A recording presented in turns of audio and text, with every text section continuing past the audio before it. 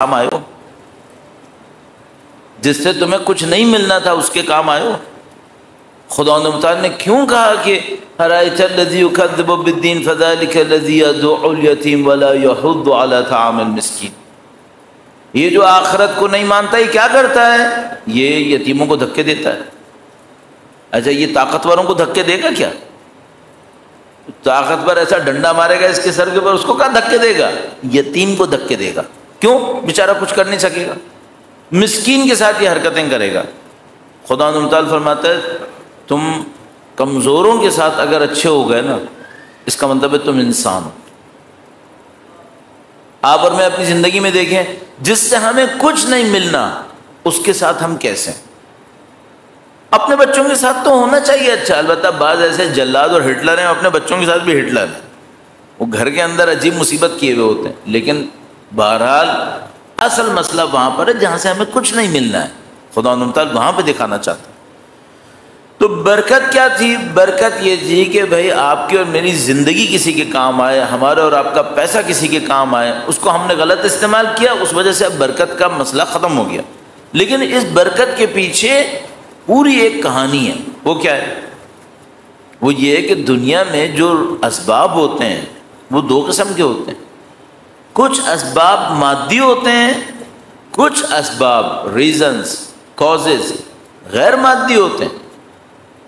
بعض اوقات انسان مادی دنیا سے کیا کچھ کر لیتا ہے کہ کوئی کام کرے نہیں ہو پاتا، غیر مادی دنیا کر دیتی، معنوی اسباب کر دیتے ہیں۔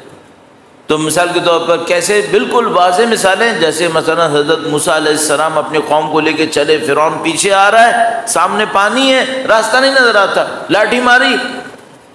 اچھا، کہیں دریا کا پانی لاٹھی مارنے سے ہٹتا ہے؟ نہیں ہٹتا۔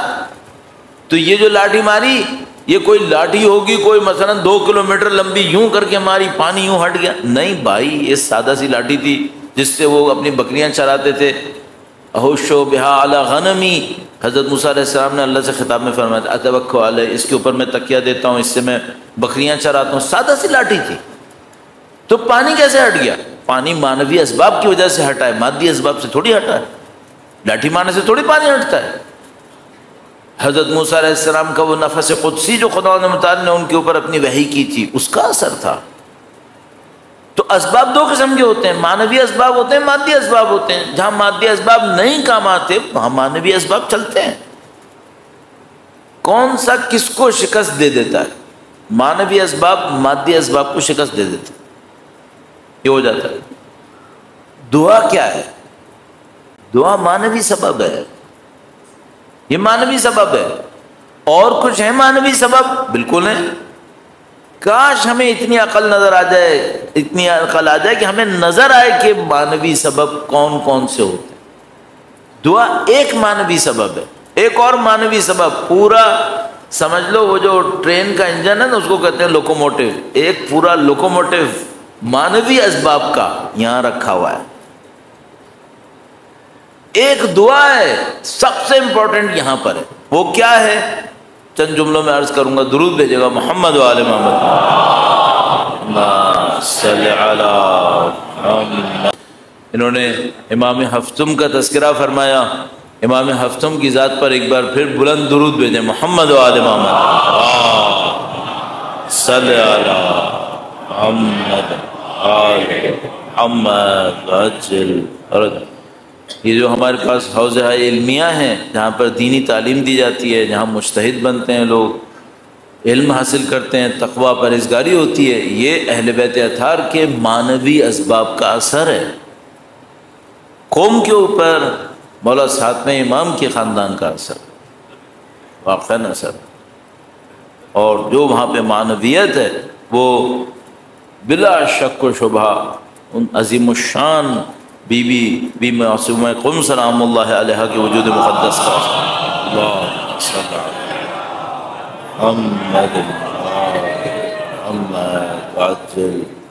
برکتیں ہی برکتیں۔ نجف اشرف اسی طریقے سے، مشہد مقدس اسی طریقے سے، اہل بیت اطہار علیہ السلام کی برکتیں بے پناہ برکتیں۔ لہذا بی بی کی ذات کو کریمہ اہل بیت تعبیر کیا جائے۔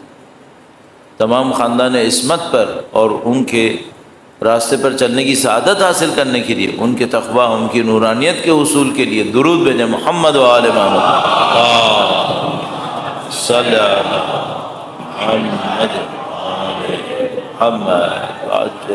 پر۔ معنوی اسباب کیسے ہوتے ہیں؟ میں نے عرض کیا جیسے دعا معنوی سبب ہوتی ہے۔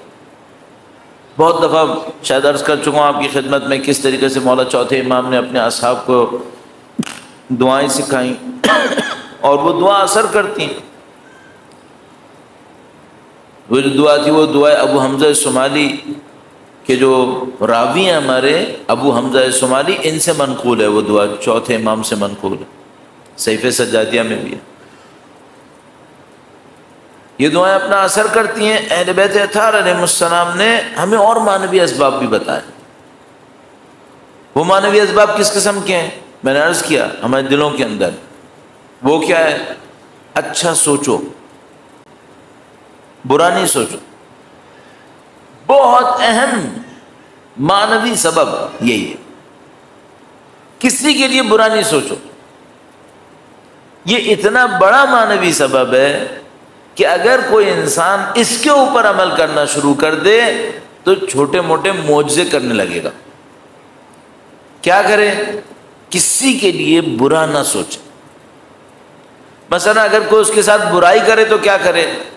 وہ جو بھی برائی کرے اس کے لیے بھی دعا کرے کہ خدا اس کی اصلاح کر دے۔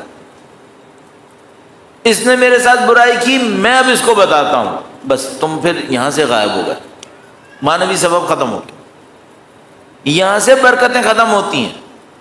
وہ جو بزرگ استعمال کرتے تھے نا برکت برکت، وہ برکت یہاں سے آتی تھی جب تک میں اور آپ دوسرے کے لیے برا نہیں سوچتے تھے، جب دوسروں کے لیے اچھا سوچتے تھے۔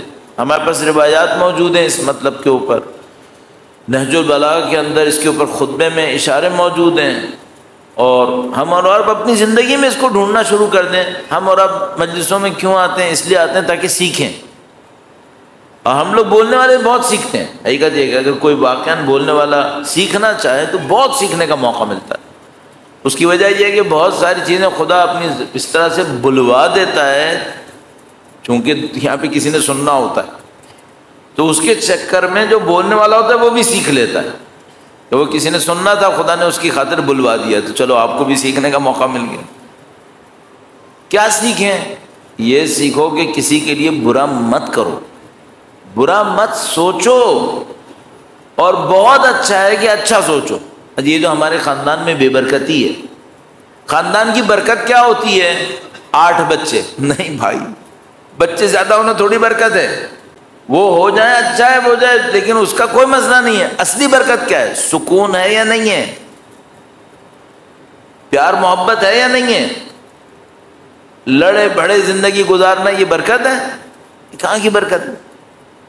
اللہ کے نبی نے تو اس کو برکت نہیں کہا۔ برکت کسے کہتے ہیں؟ برکت اسے کہتے ہیں لِتَسْكُنَ إِلَيْهَا، خاندان سکون دے۔ ابھی خاندانوں میں اتنی مصیبت ہو گئی، اتنی چپقالش۔ پہلے کہتے تھے صلہ رحم کرو گے عمر بڑھے گی، اپنے رشتہ داروں کا خیال کرو عمر بڑھے گی۔ ابھی لوگ کہتے ہیں مولانا جتنا صلہ رحم کرتے نا اور عمر کم ہو رہی ہے۔ کیوں؟ اتنی چک چک چک چک چک چک۔ انسان کہتا ہے خاندان سے دور ہی رہو بھائی۔ یہ کیوں ہوتا ہے؟ برکتیں ختم کی ہیں ہم نے۔ کس طرح ختم کی ہیں؟ کہیں دعوت میں جاتے ہیں، یہ سوچتے ہیں میرا اسٹیٹس ثابت ہو، میں یہ ہوں، میں وہ ہوں، اس نے میرے ساتھ یہ کیوں کیا، اس کو یہ کر لینا چاہیے تھا۔ بھائی سکون سے بیٹھو، زندگی گزارو۔